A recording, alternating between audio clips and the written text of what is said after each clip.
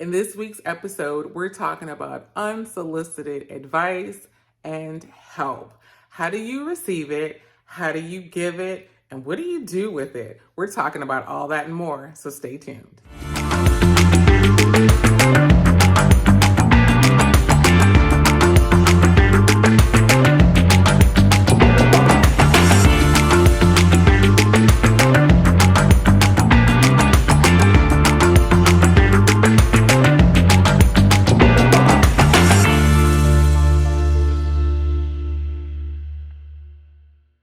Hey everyone, welcome to this week's edition of Entrepreneur Insider. I'm your host and the founder of the Black Entrepreneurs Network, Tia Robertson. Thank you for joining me, and don't forget to share. So send this video out to everyone that you know in your community, whether it's social media, email. Someone can learn something from it. So do me a favor and be sure to share this video. All right, so in this week's episode, we're doing something a little bit different. We're talking about help. Now, help has a positive connotation overall, right? But it's a really broad term, right? You hear people talking about helping at their child's school, or maybe helping at a community center or a hospital, a homeless shelter. You hear about people even helping above and beyond at their job, arranging special events and things of that nature, right? But we're talking about helping other business owners and entrepreneurs. So specifically, business owners helping business owners. What can be wrong with that? Absolutely nothing. But we're digging a little bit deeper into what does it mean to help? What's a couple ways to actually approach helping someone? Maybe understanding whether your help is needed and how to deal with things if your help doesn't come across the right way, or it really just isn't needed. So we're talking about all of that and more in this episode, so make sure you stay tuned. So before we watch our featured clip and get into the perspectives of other entrepreneurs, let's just kind of talk about what help really means. So a lot of times it's really easy to go into another business or buy someone's product online and come up with a solution of how to fix their thing that you feel is broken. But without really knowing the root cause or what systems and processes they have in place, your help may not be as beneficial as you think. So it's really important, and this is the lesson and the takeaway that I want everyone to get from this episode. Well, there's so many takeaways, right? But one of the takeaways is to actually ask questions first. You may be on point with your recommendation, right? You may have a solution that business owner has never thought of. But we need to think about, if it's a large scale company like a Walmart or a Target or a CVS, right? It's really easy to come up with solutions, but what action steps are you really going to take with those companies that aren't as easily accessible as you would with someone that, has a business that lives right next door to you that is very accessible, right? Sometimes the accessibility factor plays into our help factor. So sometimes we need to take a step back and say, hey, if I wouldn't offer this advice to Johnny next door, I wouldn't offer this advice to Sam Walton because I can't reach him and I'm not willing to go through the channels to really share this, then maybe I might want to scale back on Johnny just because Johnny is easily accessible, because maybe my intention may not be the best, right? So sometimes if you kind of think about, would you do this across the board, that helps you measure what next steps you should take or whether you should scale back a little bit. The other thing we want to really talk about, and someone actually even mentioned it in the video we're going to show, is that we have 2 ears and 1 mouth for a reason. It is really important to listen, to look at the big picture, to ask for input, ask for permission, which is also mentioned, before we speak. right? And when people give us feedback on what we've shared, the help that we're trying to give, it is so important to listen. To listen to one, do they understand? Do they need clarification? Are they trying to say that they've tried it and it didn't work? Are they trying to say that your solution actually won't address the problem because they are fully aware of what that root cause really is? It's really important. And this isn't just for the helping aspect, this is for life in general, right? There is a saying that we have two ears and one mouth for a reason, because we really should listen twice as much as we speak. All right, so think of all those things and tell me down below. Has there ever been a time when you helped somebody? How was it received? Was it positively received? Was their business totally turned around, or you gave them a new idea, a piece of software, a tip or tool that they never thought of, and now they're a millionaire? Was it negatively received, right? Did they actually say to your face, oh, thank you, that's amazing, I appreciate your input, and then they kind of ignored it, or it feels like they ignored it? If so, tell us why. Why do you feel like it was ignored, right?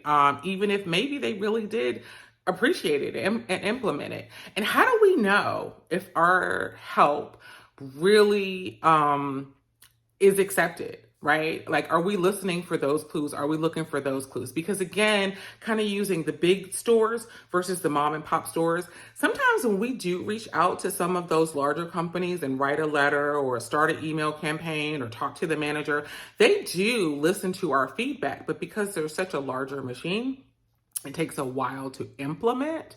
And so it may feel like you've been ignored when you really haven't. So how do you know when you've been listened to? How do you know when to back off? We're discussing all of that and more, and I want to know your feedback down in the comments. And don't forget, share this video. But for now, stay tuned. We're talking to a panel of entrepreneurs, business owners, and professionals of color. And we're talking about this topic: help, what it is, how to move forward with it, when to back off, and more. Stay tuned.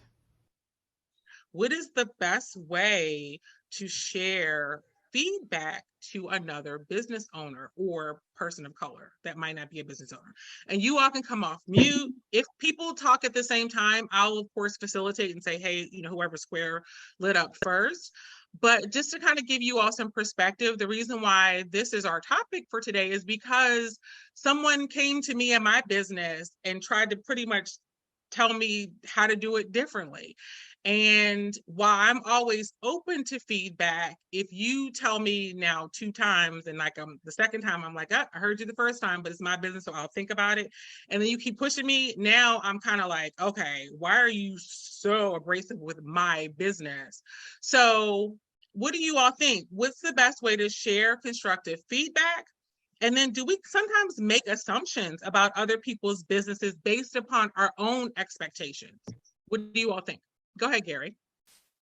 Well, I think I would approach it by asking the person that I want to give the feedback, do I get the permission and is it okay before I even give the feedback? Because if you come from a good place with the intention of being helpful,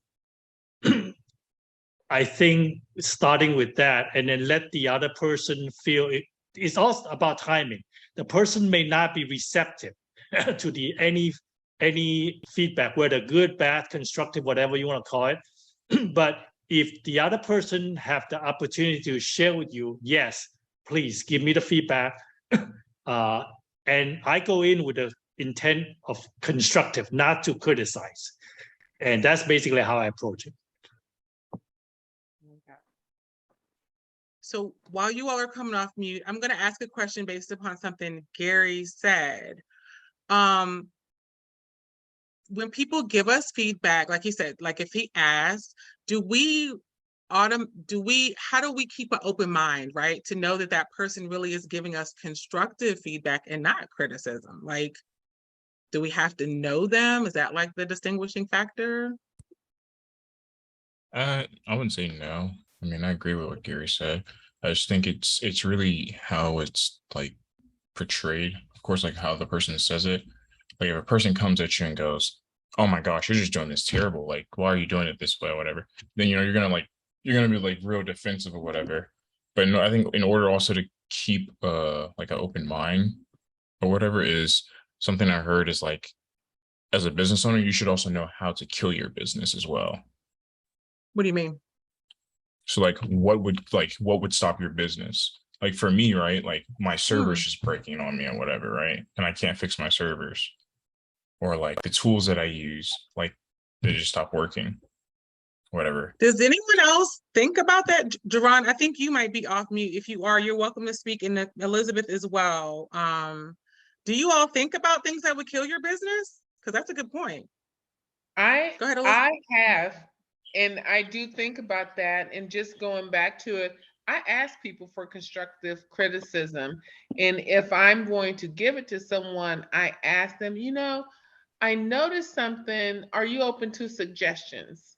I may say that, and I ask them, are they open to suggestions of something I noticed? And I present it that way because at the end of the day, it's that person's business. And they had to consider things and do whatever it takes. The same for me, like what he just said, I look for things that can kill my business, but I also look for a pivot point. It's like, how can I pivot into something else if this doesn't work? And I always keep in the back of my mind, Walt Disney tried over 53 times to get Walt Disney World built. And you have to have that persistence. You know what?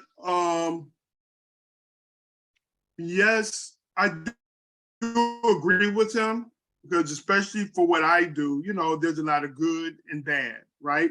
So one of the things that when I notice a lot of people, especially me, growing up, we had our parents, right, to guide us. We had teachers. But when we become an adult, our first thing is great. We don't have to listen to anybody, but we need a mentor. So when I got into this business, I was blessed to have a mentor where my mentor makes $2 million a year. Okay, I have another mentor that makes over 500,000. So I can learn from them and listen to them. But a lot of times we just want to make our own decisions. But if we can find somebody who's doing the same thing we're doing, that knows all the pitfalls, know all the barriers, know how to help and guide us to them, that's perfect. It's not easy to do in all industries. If you can't find nobody in your industry, find somebody that makes a lot more money than you and just make maybe a little better business decisions. But we're all going to make mistakes. Everybody fails. Just get back up and keep pushing. So I do agree with that. All right, so quick question for everyone, and welcome, Chris. If you like, you're welcome to come on camera. So kind of backing up a little bit to something that Gary mentioned as well about asking permission. What other types of questions or, what should we say to kind of open up the door? Should we ask to ensure that we actually understand the situation before offering our help? And if you all need me to repeat that, since I kind of stumbled, just let me know. But it's pretty much like, should we, like, for example, it's really easy to go into Walmart and it's like, Walmart sucks and I can tell them how to fix it, right? But should we maybe ask a question about a Walmart process or why Walmart does something a certain way before we jump to, I can fix that problem? And not just Walmart. I mean, this really should be for people of color, but like, if I see Melissa and I'm like, girl, let me tell you what needs to be fixed. Should I ask her not just for her permission, but should I say, hey, Melissa, do you actually have a process for onboarding your clients or, accepting their payments? Should I ask those type of things, or what type of things should we ask each other before we just proceed to offering our help? You should ask them like what their what is it that you're trying to accomplish? Because, and you should also ask, like, have you tried to do it differently in the past? Like, say if you do see something that you feel like you can make better, they probably already tried what you're about to suggest and it just didn't work out. So you would be like, okay, what How do you do this? And what are you trying to accomplish by doing it that way? Like, why do you do it this way? And have you tried any other ways? I think asking questions is the best method. Yeah, I would say like that would be your door in. I mean, it also sometimes depends like on exactly on what it is, right? So if a person's like, for example, Dakota, right? Like I had a one-on-one with Dakota and he wanted to get more traffic to his website or whatever, right? And like wants to kind of like also get into TikTok. So what I did is because I had like a little bit of knowledge on like SEO and all that, I said, okay, what you want to do is you want to try this, this, and this, right? And then he would go, okay. And then when he also asks the same, like, you know, asks the questions back or whatever, I think it's more so comes down to like what knowledge you have personally to share with that person. Then, because like, yeah, you can ask all the questions or whatever, but if you actually don't have like the actual knowledge to like back the questions up, then questions are kind of pointless. Yes, I totally high five on that one. Go ahead, Gary. Yeah, my opener or icebreaker in terms of approaching somebody that I want to offer some feedback is I ask something along the line that, hey, are you content with how the business is going? Something in that. And then after that is very general. And then we can go specifically, is it a marketing aspect? Is it the funding that's stopping you? Is it other stuff? So that's basically how I go about when I'm trying to help somebody. And if I go back to Jamari, yes, I don't know all the different aspects of the business. There's so many things. But what I can do is I can connect with people that are really good in those areas. Mm-hmm. Okay, so basically that's how I view myself.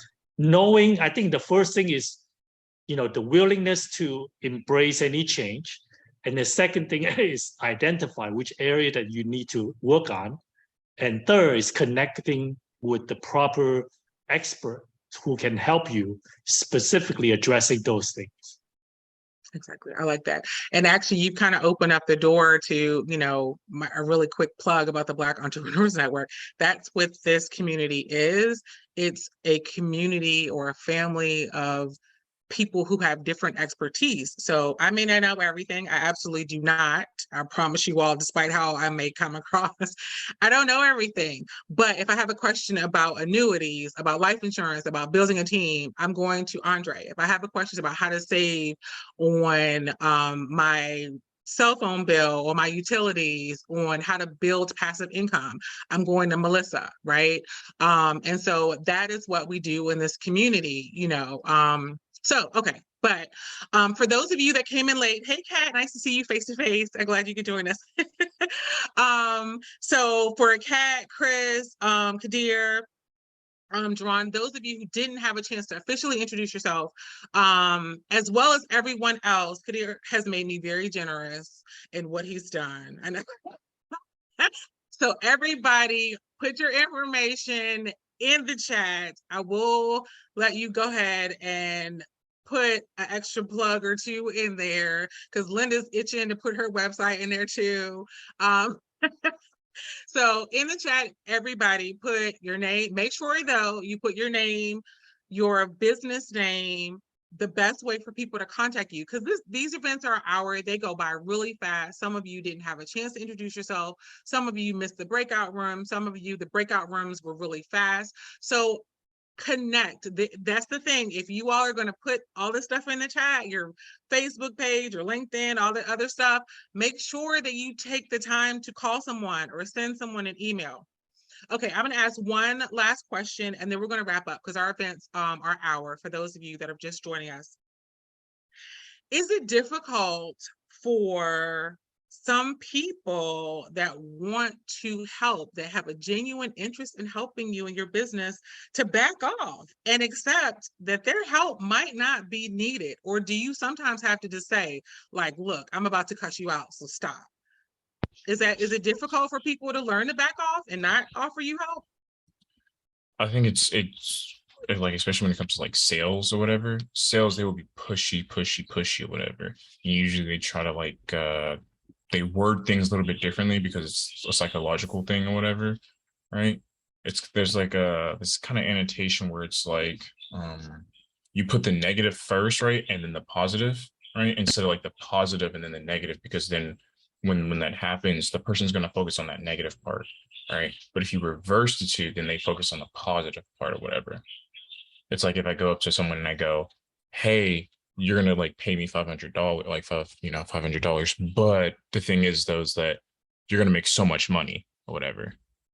They're ignoring the $500 part and they're focusing on, "Oh, I'm gonna make all this money." So That's a good one. I think sometimes with those people, you just have to like just tell them like just straight up like, "Hey, look, I don't need your help. I don't think this is gonna work for me." Exactly. But Elizabeth, did you want to add to that, or I couldn't tell if your hand was Elizabeth? No, Okay. no, Oh, I'm okay. fine. Okay. I was Oh, go ahead, Andre. Sorry. Oh, yeah, so I had this happen actually last week at a networking event. This one guy told me, "Oh, I have some ideas, because I usually see him quite often." I tried to tell him, thank you anyway, but he said, "Oh, well, these ideas are great. I helped a few people that done life insurance, and they're increased their business 40%. I tried to tell him, I said, first of all, I said, well, my mentor made $2 million. I have another mentor that makes over 500,000. So unless you make that much money selling insurance, don't take this the wrong way, but I'm going to listen to them because he don't even sell insurance, don't even have a life insurance license, but yet he thinks he can help me." But Suppose he was I going was to help trying you to be with like nice about it, bookkeeping but- or something like that. Suppose it was like not about life insurance, but it still could have been helpful. No. Okay. No, Well, I would say anybody that comes to you and they go like, "Oh, I'm gonna help you scale your business like 10 times, like 10x or whatever." That's what he said, basically. It's kind of shady. Yeah. That's what he I said. I'm with y'all. I mean, Well, he and I don't want generally y'all to wanted think. to help. He generally Yeah. wanted to help, but he's the type of person that knows a lot of everything. Gotcha. I get you. For more information, including questions, comments, feedback about this episode, you can post it down below or you can email me. And if you'd like to be featured or sponsor an upcoming episode, I absolutely want to hear from you as well. All emails may be directed to info@theblackentrepreneursnetwork.com. And as always, this show is brought to you in partnership with Relationship Entertainment Television. Be sure to check their YouTube channel out, their website, they're streaming on social media, and of course, they're on Roku. So download their app on Roku, and if you haven't subscribed to their YouTube channel, be sure to do so. Hit that red box down below this video if you're watching on YouTube. While you're there, hit the bell so you're notified when new episodes of Entrepreneur Insider premiere every Thursday, 6 p.m. Eastern Time, right here on RETV. Now, until next time, don't forget, help someone else, listen to when they talk to you, though, and be sure to come back for another week. And until then, be great. Peace.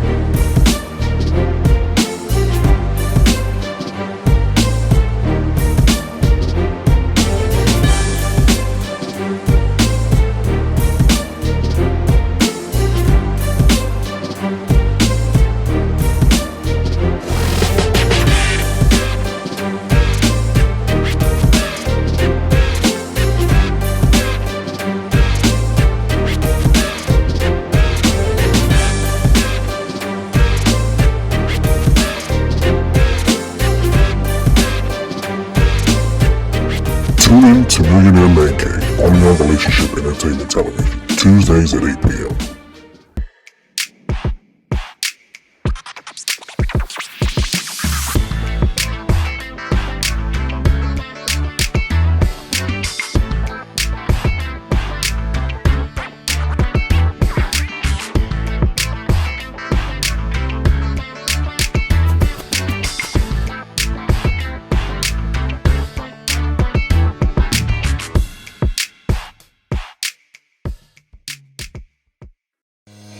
This is Tyron and Nicole with your weekly RATV news break. Each Thursday at 12 noon Eastern, we'll come to you with the latest news, trends, and more with a positive spin. We know there's a lot of positive news that doesn't get reported, but we want to give you the opportunity to share your story here on RATV. If you have a positive news story you want us to share, you can submit your story to news@re-tv.net. Don't forget to subscribe to the Relationship Entertainment Television YouTube channel. Download the new RATV Live app on your mobile device and follow Relationship Entertainment Television on your favorite social media platform. Don't forget, make sure you tune into the RATV News Break each Thursday at 12 p.m. Eastern. Until then, be blessed and be great.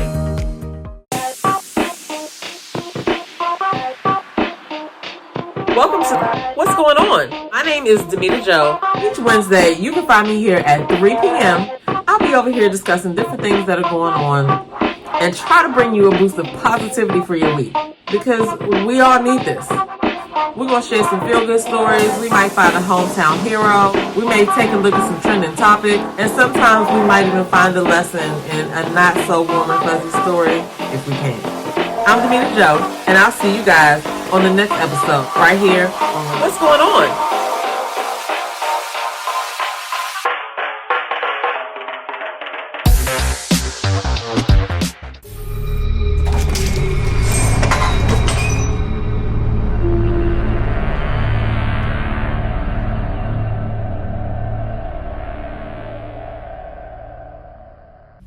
Hey, it's your girl Tia Robertson. I'm the host of Entrepreneur Insider.